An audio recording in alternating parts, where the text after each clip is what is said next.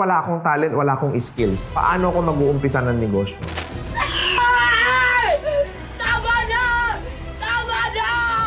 And then eventually magugulat ka, napapalaki na nila napapalaki unti-unti yung negosyo. Halos magpakamatay kami sa pagkatrabaho para na mabuhay! Ano yung mga kailangan kong gawin para makapag-umpisa na ako ng negosyo?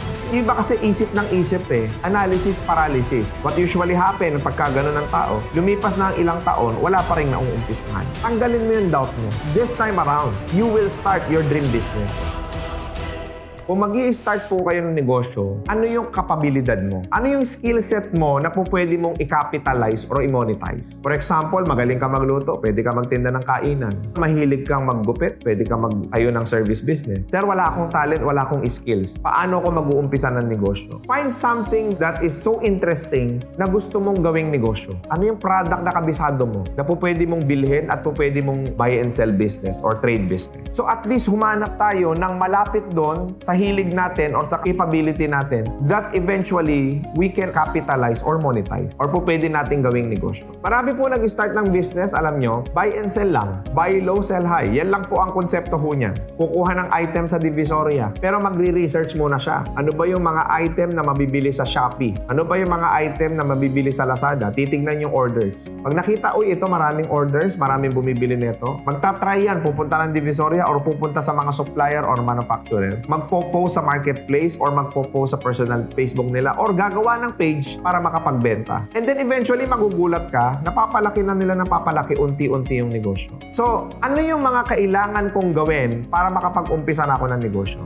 Number one, you have to master sales. Kasi lahat ng negosyo, sales po yan. So, ang tanong, paano ko gagawin? Simple lang ho, i-commit mo yung sarili mo para wala ka ng choice. Halimbawa, gusto mo magtinda ng produkto, bumili ka na ng mga item kahit wala ka pang buyer. So that mapipilitan kang ibenta yon. Wala ka ng choice eh. Kumbaga committed ka na eh, nakapital ka na. Ano pa bang option mo? Eh di wala na. Ibebenta mo na lang yon. Kung kainan na negosyo, magluto ka na. Tapos ipack mo na. Tapos itinda mo. Sir, paano kung walang bumili? Okay lang. At least, mararamdaman mo yung rejection, yung discouragements. Alam mo yon, may experience mo na siya kagad. Pag nag-arise yung mga problema na yon, ano magagawa mo? Makakapag-troubleshoot ka. Masusolusyonan mo yon. Ano yung maling ginawa ko ngayon na hindi ko dapat gawin bukas para bumenta na ako? So if you really want to establish a business, all you have to do is you have to commit yourself to a certain business. And that is what we call taking action. Iba kasi isip ng isip eh. Analysis, paralysis. What usually happen pagka gano'n ng tao, lumipas na ang ilang taon, wala pa rin nauumpisahan. Tandaan po ninyo, okay na mag-analyze. Okay na magplano tayo. But not to the point na hindi tayo makapag-umpisa ng anything na gusto natin. So meaning to say, if you are creative enough, if you dedicate yourself to a certain craft, kahit nasaan ka, makakabuo ka ng oportunidad dyan. So wala dapat na humahad lang sa isip mo. Tanggalin mo yung doubt mo. This time around, you will start your dream business. Whatever it is. Mapa-service yan, mapa-trade yan, or mapa-whatever na klase ng negosyo yan. Kasi walang mangyayari kung wala kang uumpisahan. Kung hanggang tanaw-tanaw ka na lang, uy, ang galing nila, uy, ang galing nila. Kaya ho, gumaling yung mga yan,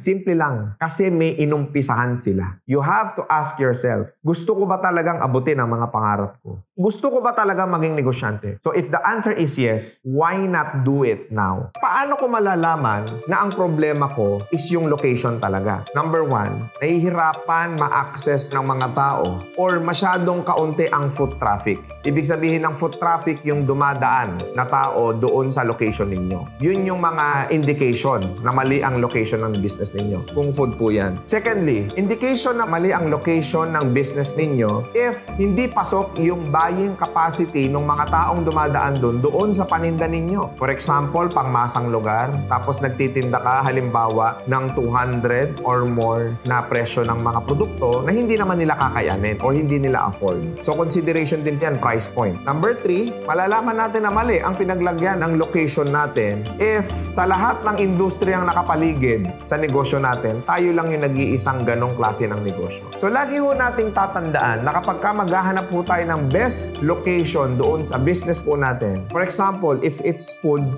yun ba talaga yung lugar na pinupuntahan ng mga tao para kumain? So may mga lugar po kasi na pinupuntahan talaga at doon sila sumasadya dahil magkakalapit ang kainan doon. For example naman, services ang negosyo natin, doon ba yung pinupuntahan ng mga tao para magpa-service sila? So ibig sabihin, Sir RDR, ilalapit ko ang sarili ko sa mga competitor. Ang tawag po dyan is shared market. Meaning to say, may pwesto ho tayo na paglalagyan ng negosyo ho natin. Ganun po ang paghahanap ng proper location. So ibig sabihin, may assessment. Halimbawa, kainan ng negosyo mo, bossing. Kung nakita natin na may mga kainan doon at malakas naman yung kainan nila, i-figure out natin ano yung mali sa serbisyo natin, bakit hindi tayo pinupuntahan ng mga tao. So ibig sabihin, wala na sa location yung problema. Nandun na sa operation. So dapat may assessment muna tayo, may data muna tayo. Pero kung walang nagpa-prosper doon na anything na kahalintulad ng negosyo nyo, definitely mali nga yung location ninyo. Kailangan magkaroon tayo ng market analysis. Yung mga tao doon, buying behavior, that's one, magkano yung budget ng mga taong pumupunta ron. Yun bang lugar na yun, kapag ka papasok, yun ang dinadaanan, kapag ka pauwi, hindi na doon dumadaan? Dapat alam nyo rin ho yan. Bakit? Kapag yun ang dinadaanan, ano usually nangyayari? Nagmamadali yung tao. Kasi minsan may flow po ng mga tao yan eh. So, saan maganda ilagay ang pwesto natin ng negosyo? Kung yan po ay pagkain o service-oriented business, doon sa pauwi. Bakit hindi nagmamadali ang tao? And what is the reason why napakagandang location ng mall? Ang norms ng tao kung bakit siya pupunta ng mall, magsasayang ng pera. Kapag pupunta ka sa mall, gagastos ka talaga. Kaya napakagandang marketing strategy na magpwesto rin tayo sa mall. Kasi nag-succeed sila. Why? Because ang intention talaga ng tao, pupunta siya sa mall, gumastos. Minsan kasi nagkakamali yung iba dyan eh. Ang nangyayari is, tinitipid nila yung sa pwesto. Not knowing yung pagtitipid nila doon sa pwesto, eh hindi naman pala fit doon sa negosyong itatayo nila. So what usually happen? Nagfe-fail yung negosyo. Nagmamatter pa ba ang location ngayon since meron ng social media? Yes, nagmamatter pa rin po. May mga pamamaraan kung paano tayo makakapag-attract na tayo yung puntahan ng tao. So kumbaga, pwede ka rin maging trendsetter dyan sa lugar na yan. Kung mali na yung location, ayaw mo nang gumastos, ayaw mo nang lumipat, the best way that you can actually do, marketing. Kasi kapag ka hindi tayo pinupuntahan ng tao, ang unang-unang naapektuhan po niyan is yung sales. Kapag naapektuhan yung sales, naapektuhan po yung buong sistema ng negosyo. Because sales is the lifeblood of business. So meaning to say, since sales ang kakulangan natin, lagi kapag ka naisip natin na mali ang location, kapag ka naisip natin na mali ang desisyon natin, ang gagawin natin dyan, we have to extend our marketing effort. Or, baka naman sa production. Kung kainan yung negosyo mo, baka mamaya hindi naman masarap yan. Kaya hindi ka dinadayo ng tao. Kahit anong marketing mo, kahit anong effort mo, kung hindi talaga masarap yung produktong ipapatikim mo sa kanila, eh hindi ka talaga pupuntahan. And that is the reason why I always advise na kung may gagawin po tayo, dapat ibibigay natin yung 100% natin lagi. Because again and again, hindi ka lang nagtitinda ng pagkain. Nagtitinda ka ng solusyon sa gutom ng tao. You want to satisfy every customer, kahit karinderya ka lang, kahit putyo-putyo lang negosyo mo. Darating ang araw, lalaki din yan if you give your 100%. Once na ma-assess, nasaan talaga problema, doon tayo mag-focus, doon tayo mag-provide, or doon tayo mag-reinforce ng solusyon. Ano ang gusto ng tao para mapabili mo sila? Ayaw ng tao nang binibentahan sila. So mag-create ka ng need. Maisip nila na kailangan nila yung produktong pinopost mo sa social media. Kapag ka masyado kang nagbebenta, wala akong bibili niyan. Dapat nagke-create ka ng pangangailangan sa produkto mo. You have to give them irresistible offer. Ano ibig sabihin? You may probably include doon sa product mo na free shipping. Pero technically, sinama mo na, in-override mo na doon sa presyo. And you may also have a content or an ad na merong comparative analysis. Dati, ito ginagamit ko, hindi effective. Pero nung nakita ko itong gamit na to na binili ko sa ganitong online platform, naging magaang ang buhay ko. It's actually creating a need. And comparative analysis. Ano yung solusyon na na maibubigay niyang produkto na yan sa mga taong bibili. So anong ibig kong sabihin? Gumawa tayo ng ad, gumawa tayo ng content that would provide a need and you should have irresistible offer. Yung hindi nila matatanggihan.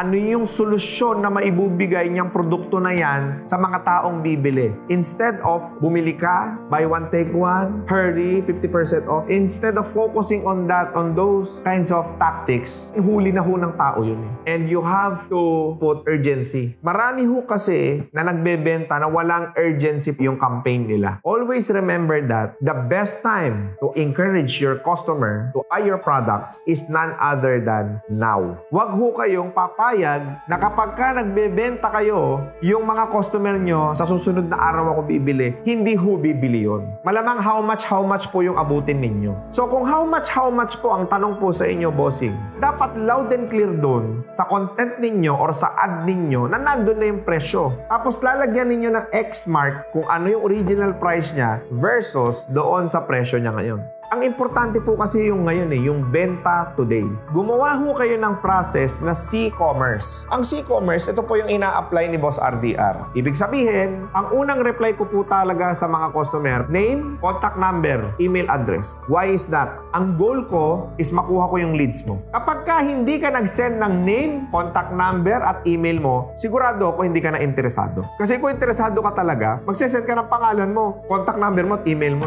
para mabalikan ka, para makausap ka namin. So, naso-sort ko na kagad. May instant sorting na kagad. Interested versus not. So, hindi na sayang yung oras ko. So, lahat naman nung nag-send ng name, ng contact number, ng email, tinatawagan naman namin yan. Or di naman kaya tinetext namin. Or di naman kaya ini-email namin. So that nandun na loud and clear kung ano ba talaga yung ino-offer namin.